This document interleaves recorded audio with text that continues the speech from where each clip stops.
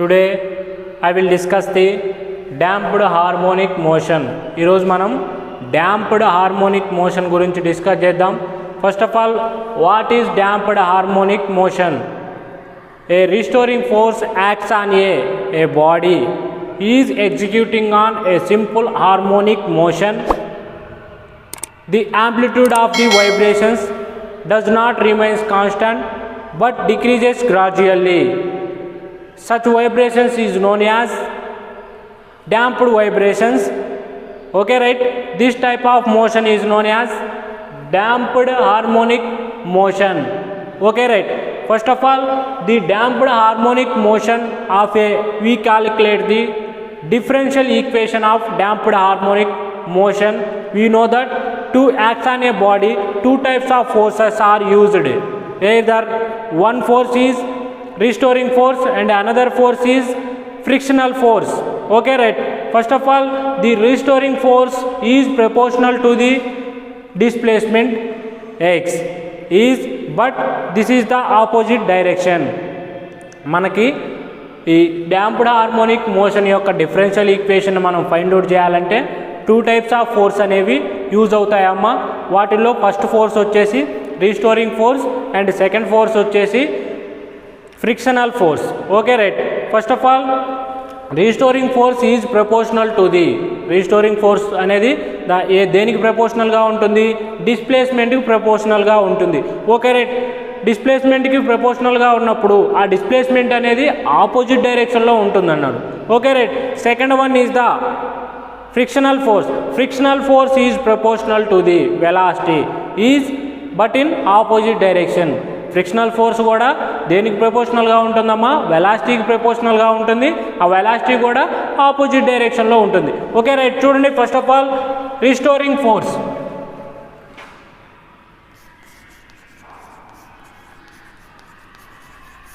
Restoring force is proportional to displacement.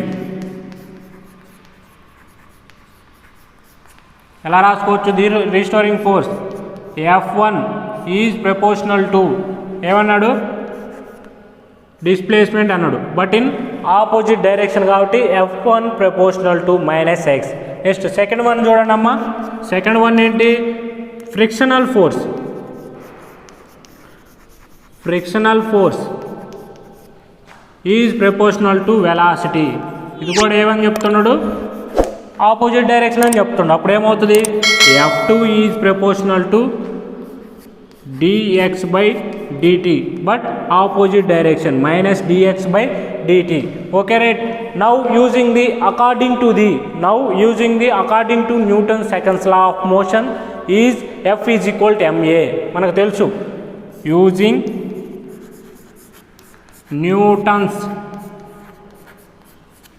Seconds law of motion. Seconds law of motion ఏంటి? F is equal to ma. F is equal to ma అన్నాడు. దీన్ని ఏ విధంగా రాసుకోవచ్చు చూడండి అమ్మ. F ఈజ్ ఈక్వల్ టు ఏమవుతుంది? m into d²x/dt² రాసుకోవచ్చు. Okay, right? This is the equation number 1. Okay, right? The total ఫోర్స్ని మనం ఫైండ్ అవుట్ చేయాలంటే where therefore the total force F is equal to ఏమనుకున్నాడు? F1 plus F2గా రాసుకోవచ్చుగా. F1 plus F2గా రాసుకోవచ్చుగా.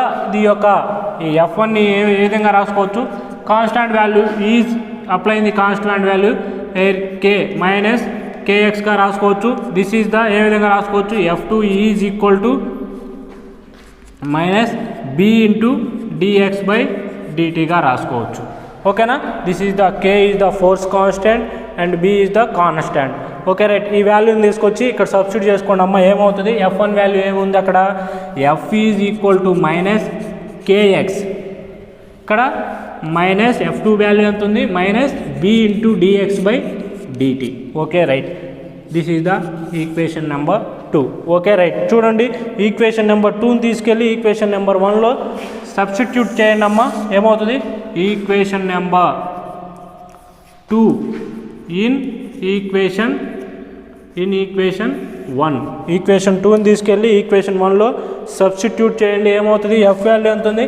Minus KX minus B into DX by DT is equal to M into D square X by DT స్క్వేరే కదా ఉంది.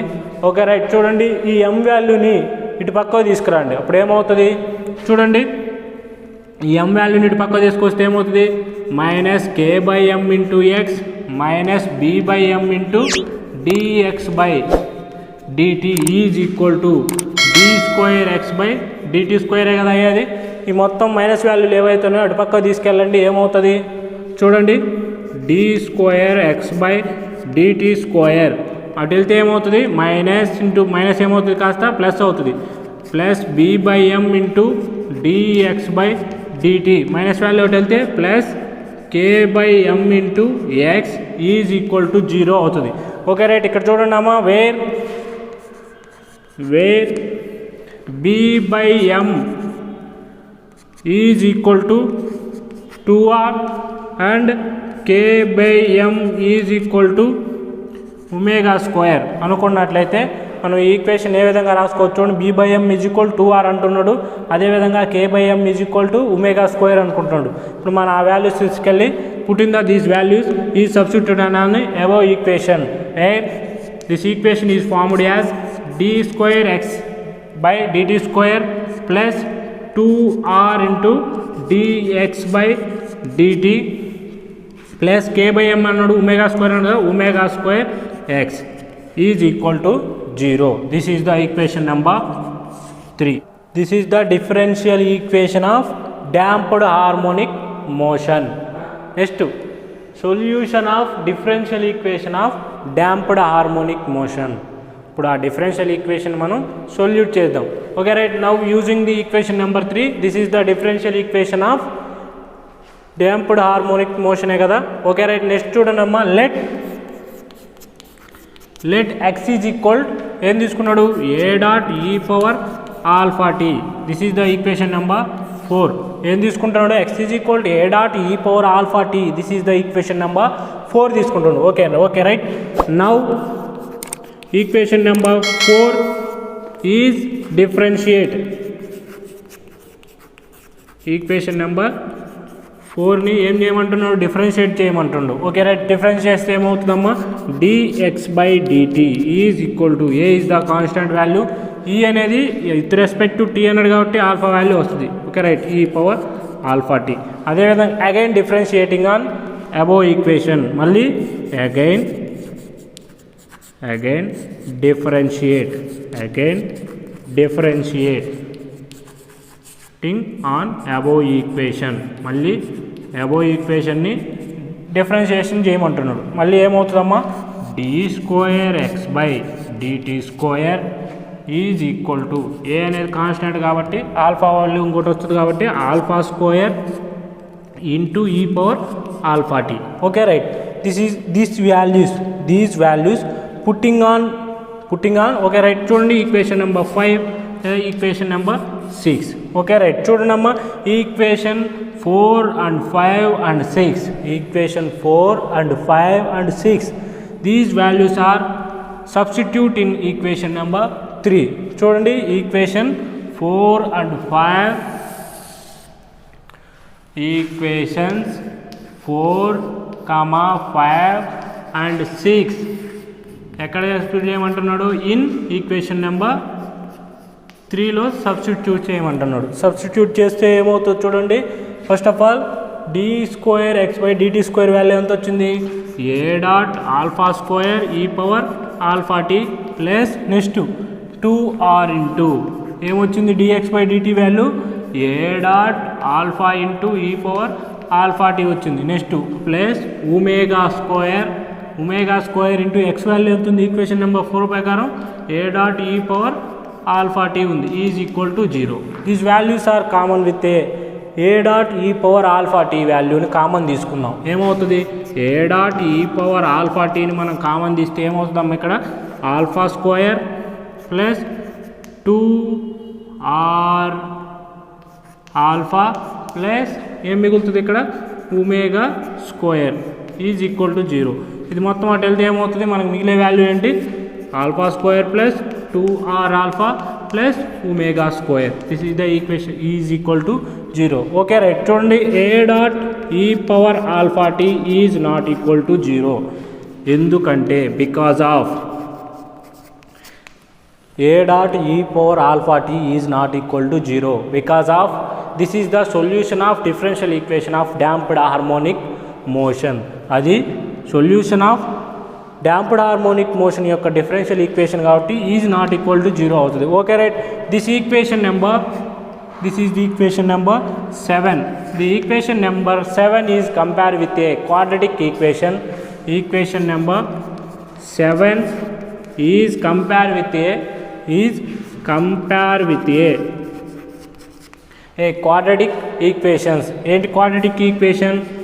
quadratic equation compare with a quadratic equation. ఏంటమ్మా quadratic equation? ax square plus bx plus c is equal to 0. మనం దీంతో compare చేసుకొని దీంట్లో ఉన్న root వాల్యూస్ని ఫైండ్ అవుట్ చేద్దాం. రూట్ వాల్యూస్ ఫైండ్ అవుట్ చేయాలంటే ఇక్కడ ఏమవుతుంది, a ఈజ్ ఈక్వల్ టు ఏముందమ్మా, equal 1 and b is equal 2r and c is equal omega square ఉంది కదా. Okay right. మనం క్వాడ్రాటిక్ ఈక్వేషన్ యొక్క ఫార్ములా రూట్స్ని ఫైండ్ అవుట్ చేయాలంటే ఏముంది, ఫార్ములా ఏంటి, రూట్స్ని ఫైండ్ అవుట్ చేయాలంటే alpha is equal minus b plus are minus root of b square minus 4ac by 2a. ఇదే కదా formula. B alpha is equal minus b plus are minus root of b square minus 4ac by 2a. Okay right. ఇక్కడ వాల్యూస్ని చూసుకోండి. Alpha is equal minus b అంటే ఎంత ఉందమ్మా, ఇక్కడ minus 2r plus are minus root of b square అంటే minus 2r whole square minus 4 into a అంటే 1 కదా. సి వాల్యూ ఎంతమ్మా ఇక్కడ, omega square. Okay right. By 2 into 1 అంటే 2నే. Okay right. Alpha is equal minus 2 into plus are minus root of 4r square minus 4 omega square by 2. ఇక్కడ నుంచి మనం 4ని common తీస్తే 2 బయటకు వస్తుంది కదా. అప్పుడు టోటల్గా 2 వాల్యూని కామన్ తీద్దాం. అప్పుడు ఏమవుతుంది, minus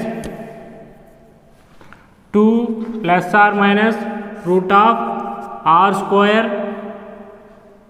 square minus omega square by 2 అవుతుంది.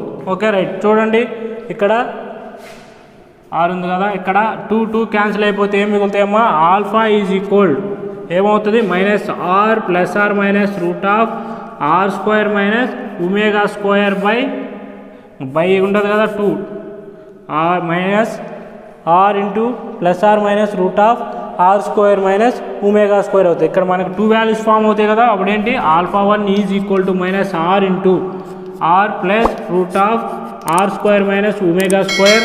అండ్ ఇంకోటి ఏంటమ్మా, ఆల్ఫా 2 ఈజ్ ఈక్వల్ టు ఏమవుతుంది, r minus are into minus root of are square minus omega square అవుతుంది. ఫ్రమ్ ఈక్వేషన్ నెంబర్ 4ని ఎలా రాసుకోవచ్చు, ఫ్రమ్ ఈక్వేషన్ 4ని ఎలా రాసుకోవచ్చు చూడండి అమ్మా. X is equal to x1 plus x2గా రాసుకోవచ్చుగా. Where x is equal to x1ని ఎలా రాసుకోవచ్చు, a1 డాట్ ఈ power alpha 1 t plus a2 ఈ పవర్ ఆల్ఫా 2 tగా రాసుకోవచ్చు కదా. Okay right. Where a1 and a2 are the arbitrary constants. ఇక్కడ a1 అండ్ a2 అనేవి ఆర్బిటరీ కాన్స్టెంట్ అయితే ఒక right. Alpha values is substitute on this equation.